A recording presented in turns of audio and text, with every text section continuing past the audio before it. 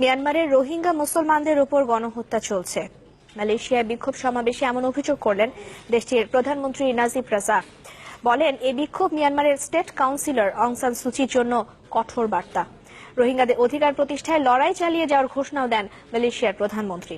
আর নির্যাতন বন্ধে মিয়ানমারকে চাপ দিতে আন্তর্জাতিক সম্প্রদায়ের প্রতি আহ্বান জানান রোহিঙ্গা শরণার্থীরা।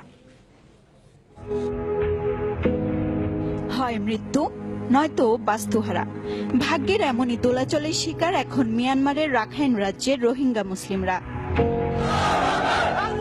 নির্যাতনের বিরুদ্ধে যখন মুখে কুলুপ আন্তর্জাতিক সম্প্রদায়ের, তখন প্রতিবাদের রাজপথে হাজার হাজার জনতার সাথে মালয়েশিয়ার প্রধানমন্ত্রী নাজিব রাজাক।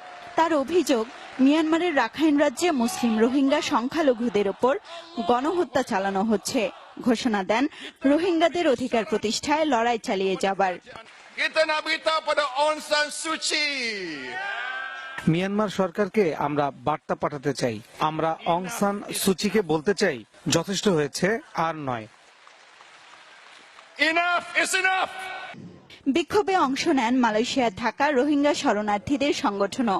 সে সময় নির্যাতন বন্ধ করতে মিয়ানমার সরকারকে চাপ প্রয়োগ করতে আন্তর্জাতিক সম্প্রদায়কে আহ্বান জানানো হয়।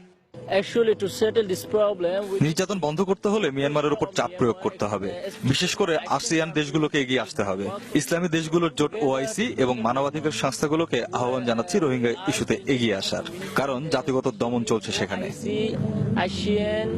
বিক্ষোভে নাজিব রাজাক ছাড়াও ডেপুটি প্রধানমন্ত্রী জাহিদ হামিদি, বিরোধী দল পার্টি ইসলাম সে মালয়েশিয়ার প্রেসিডেন্ট আব্দুল হাদি আওয়াং এবং বিভিন্ন মানবাধিকার সংস্থার সদস্যরা। এদিকে রোহিঙ্গা রাজ্যে আজ পরিদর্শন শেষ করবেন রোহিঙ্গা বিষয়ক আন্তর্জাতিক কমিটির প্রধান ও জাতিসংঘের সাবেক মহাসচিব কফি আনান।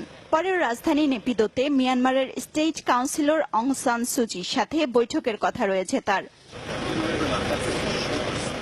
মুন্নিমুন, চ্যানেল 24।